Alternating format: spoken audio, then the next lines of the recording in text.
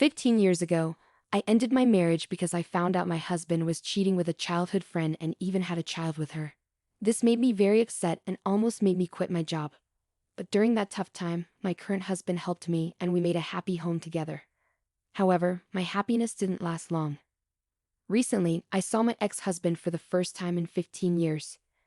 He said mean things to me, like I must still be single because nobody would want to marry someone like me who couldn't have kids, but I surprised him by introducing him to my children.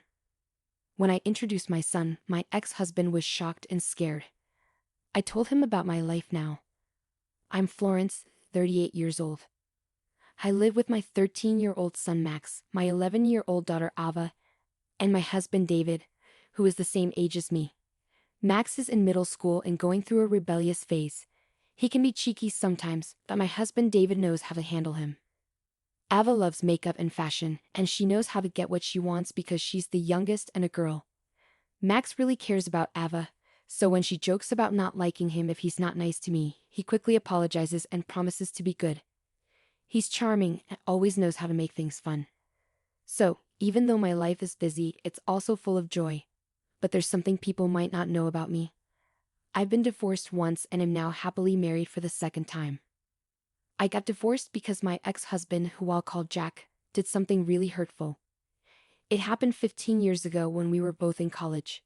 We were happy together at first, talking about how much we wanted kids and imagining what it would be like to be parents. But even after trying for a while, we didn't get pregnant. Every month, when my period came, it caused tension between us. We tried to figure out why we couldn't have kids, spending a lot of money on treatments, but doctors couldn't find anything wrong. Despite this, my husband started getting frustrated and blaming me for our infertility. He'd say things like, "When will I ever become a father?" and make sarcastic comments that made me feel bad. He stopped helping around the house, saying it was my job because I couldn't have kids. He made me feel like our marriage was pointless because I couldn't fulfill my role as a woman. Afterwards, my husband's words got meaner. He'd say things like, "My sister is having her second baby already. Isn't that great? They're on their second, and we haven't even had our first." He'd look at me with a harsh expression, making fun of me and putting me down. He'd say, "If your body was normal, we have kids by now." I'd try to defend myself, saying we didn't know the reason for our infertility yet, but he'd just say, "It's always the woman's fault for not having babies. If I knew you couldn't have kids, I wouldn't have married you. You should feel guilty." His words hurt me a lot. On top of that, my in-laws would call, excitedly asking when they get a grandchild. At first, I tried to brush it off, saying it takes time, but it didn't help. My mother-in-law started blaming me, saying I was useless for not having kids yet, especially since my sister-in-law had kids so easily. The pressure from them was overwhelming. One day, my friend Daisy invited me out. Jack, my ex-husband, had been busy with work, so he wasn't around much. That's when Daisy told me something shocking. She said, "I've been wanting to talk to you for a while. I have something important to tell you, Florence. I've missed you too." "What's up, Daisy?" "Remember Grace? She was Jack's childhood friend. They grew up near each other and their families were close. She went to the same college as us and now works with me. Grace, the daughter of the CEO at my job, got her position through family connections. We didn't really hang out in college since we were in different groups, and even at work, we didn't talk much because we worked in different departments. My husband introduced me to her once, calling her his friend and asking me to get along with her. But Grace didn't seem to like me, so I avoided her. Daisy, my friend, told me something surprising about Grace. She said, "I think your husband and Grace are having an affair." I couldn't believe it. Daisy had seen them holding hands, not just like friends. "Are you sure?" I asked. "I think you should find out more," Daisy said, offering to help me talk about it. I had suspected Jack was cheating. He'd always come home late, saying he had to work more. He was never around on weekends, busy entertaining clients. Even though I had a feeling, I tried to ignore it. But after hearing Daisy's warning, I went straight to a detective agency. I wanted proof of his infidelity. Within a week, they had enough evidence. But I wasn't ready to divorce him yet. Despite everything, I still remembered the promises we made to each other. I needed time to decide. A few days later, I got home to find Jack sitting at the dinner table, which was unusual because he usually came home late. "Oh, you're home. I thought you'd be late again," I said sarcastically. "Yeah, sorry about that. I need to talk to you, he replied. Knowing about the affair, I braced myself for bad news. I want a divorce, he said. What? I was shocked. I realized he wasn't just fooling around, he was serious about Grace. Grace is pregnant. I'm going to marry her, he added. I couldn't believe it. He had always said Grace was just a friend. Jack didn't seem to think he did anything wrong. He even said, "My mom wants me to divorce you. She thinks Grace is better because she's prettier and can have kids." Hearing this hurt a lot. Tears filled my eyes as Jack left, saying he was going back to Grace. I was too hurt to stop him. Later, I got divorce papers in the mail, with a note from Grace asking me to divorce Jack. It felt like a slap in the face. I wanted to say, "No. You're the one who took my husband." But I realized arguing wouldn't change anything. I was left with so many questions. Why was I being blamed? I couldn't just accept the divorce quietly. Determined to stand up for myself, I used the evidence I gathered from the detective agency to start divorce mediation. A few days after filing, I got a call from an unknown number. When I answered, I heard Grace, Jack's mistress, yelling at me. She was furious that I had started a lawsuit. I calmly explained that it was the right thing to do given the situation and that I knew about her inappropriate behavior. She demanded compensation, even though she was pregnant. Her harsh words hurt me deeply. I told her we could discuss everything officially during the divorce mediation. In the mediation, the court recognized Jack and Lee's relationship as infidelity based on the evidence. Jack tried to blame my infertility. The court didn't buy it because there was no proof of my infertility within just a year of marriage. In the end, I received $220,000 as alimony from Jack and $110,000 from Grace. After finalizing the divorce, I hoped to move on, but the aftermath was far from over. The affair between Jack, Grace, and me became gossip among our friends, especially since we all went to the same university. Shockingly, some rumors suggested I hid my infertility and tricked Jack into marrying me. Some friends even sympathized with Jack and Grace, which felt awful. The situation got worse at work because Lee, Grace's father, was my company's president. Grace portrayed herself as a victim, spreading lies about me hiding my infertility and demanding alimony while she was pregnant. Despite trying to ignore it, I faced backlash at work. My bosses favored Grace because of her influential family, and I was sidelined from important projects. Eventually, I felt forced to resign. While job hunting, another company recognized my skills and offered me a position. Here, I thrived beyond expectations. My new boss valued me for my abilities, unlike my previous workplace, which favored nepotism. I found myself drawn to this boss, who turned out to be my current husband, David. David was my rock during the tough times after my breakup with Jack. We spent a lot of time together, talking about everything from work to personal matters, and our bond grew into love. When David proposed, I was thrilled, but I was also scared of facing infertility again. I confessed this fear to him, and he reassured me, saying that he loved me no matter what and that having children wasn't the most important thing to him. Feeling truly happy and loved, I decided to marry David. Shortly after our wedding, we were blessed with our first child, Max, followed by our daughter, Aita. Despite the challenges of parenting, we were content and happy every day. Years later, at a friend's wedding, I unexpectedly saw my ex-husband for the first time in 15 years. I was startled to see him there, but then I remembered that the bride and groom were also our university friends, so it wasn't surprising that he was there too. I tried to ignore him as I walked by, but he called out to me loudly, catching my attention. "Hey, what's up?" Jack said loudly, possibly drunk, as he spoke to me. "Surprised to see you here, it's been a while. Looks like you've put on some weight, huh?" he added, spraying a bit as he talked. I silently rolled my eyes at his sarcastic comment. Then Jack called over his family, including Grace and her son. Grace laughed when she saw me and joked, "Wow, it's been ages. Have you been stress eating? You've gained some weight, huh? Life's been a roller coaster, hasn't it? And still no luck with having kids, right? Tough luck, huh?" Their rude comments left me speechless with shock. Then I noticed Grace's son blushing and looking down with embarrassment. He was quite handsome. I realized I hadn't introduced him yet.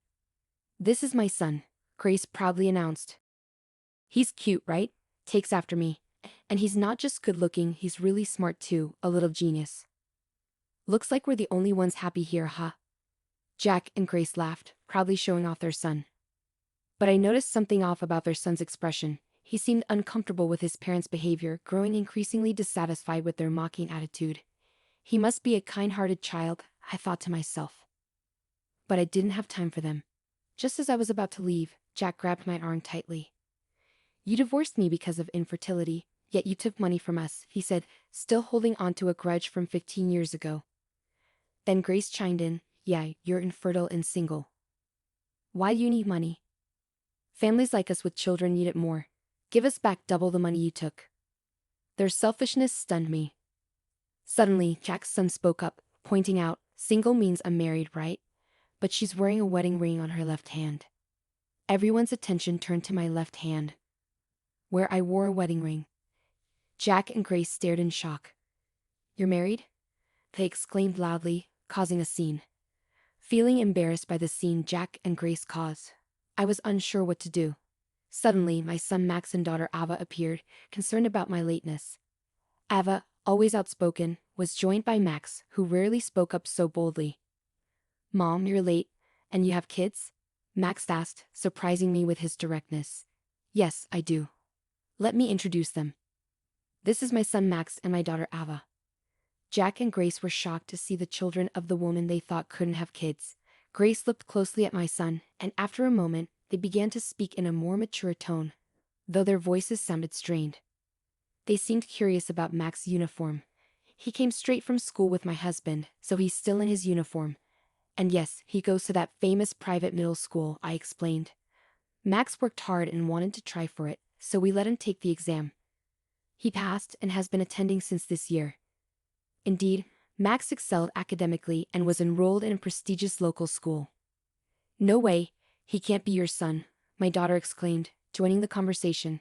She plans to take the same school's exam next year, I added proudly. Yeah, and Max is amazing. He won a violin contest, Ava chimed in. Violin? I thought I recognized him. He was on TV recently, Grace exclaimed. Oh, you saw that? Yes, he's been getting quite a bit of media attention lately. He was coming back from violin practice today, I explained. Grace and my ex-husband were speechless. You were supposed to be infertile. How could you have children like this? Jack protested. We're all happy now, and that's what matters. Let's not involve each other anymore, I said firmly, ready to leave with my kids. Just then, my husband David arrived. Jack's face went pale at the sight of him. Is your husband by any chance the young Mr. Lopes who became the president of Resident last year? Jack asked, recognizing David. Indeed, David was the president of a company that had ties with Grace's father's firm. I had switched jobs and met David there. Last year, he was appointed as the president of the company, recommended by the then president. Ah, I'm Lopez. My husband introduced himself, confused by the tense atmosphere. Sensing the tension, Max explained. We heard these people calling Mom infertile and fat. So, Ava and I came to help her out. I realized they must have overheard my ex-husband and his wife insulting me earlier. My husband's expression hardened as he realized the situation. I heard rumors, but I didn't expect a lack of decency, he said firmly. Jack started making excuses, trying to flatter my husband, while Grace protested. They began arguing, and their son, who had been silent, finally spoke up. Let's stop this already. It's terrible how you're talking about this lady, calling her fat and infertile, and demanding money back. It's embarrassing for me, he said tearfully. And what's this about an affair? Am I a child born from an affair? Am I an unwanted child?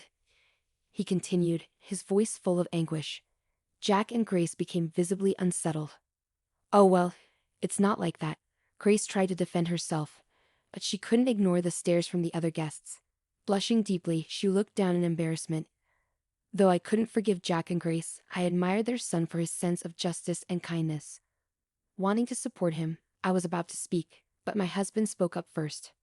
Thank you for standing up for my wife and defending her from insults. You're a kind child, my husband said, patting the boy's head. With a smile, I decided to speak up too. But maybe I am a bit chubby. However, that's not the point. Actually, I'm pregnant, I announced, gently stroking my belly. I was already pregnant with our third child. At that time, I was on maternity leave. Turning to the tear-filled eyes of the boy, I continued, Your mom also nurtured you in her belly with great care. You're not an unwanted child. Your mom and dad love you and are proud of you, right? Looking at Jack and Grace, I waited for their response. The boy looked at them hopefully and asked, "Really?" Jack and Grace quickly nodded, assuring him, "Yes, yes. You're our pride. You're very important to us." Seeing the boy smile, I felt a sense of relief. "Let's get back to our seats for now." "It's a day of celebration," I suggested. Each family returned to their seats, and the chaotic scene came to an end. The wedding concluded successfully, and as we headed to the station, Grace and Jack approached us with their son, holding hands. Max and Ava had been protective of me, but my husband chuckled and calmed them down. Grace and Jack offered their apologies. "Sorry about everything. We truly regret our actions today." "Thank you for earlier," they said. It was the first apology I had received from them in 15 years. Perhaps having a child had changed them a bit. I just laughed and said, "Really? After all this time?" With that, I turned my back on them and began to walk away. Max offered to carry my bags, taking the one marked with maternity. Ava cheerfully dragged a coat over my shoulders. Despite their young age, they were looking out for me during my pregnancy. "All right, tonight's dinner will be Dad's homemade hamburgers, Max and Ava's favorite." "Thank you." I vowed to protect the smiles of my beloved family, leaving behind the pains of the past.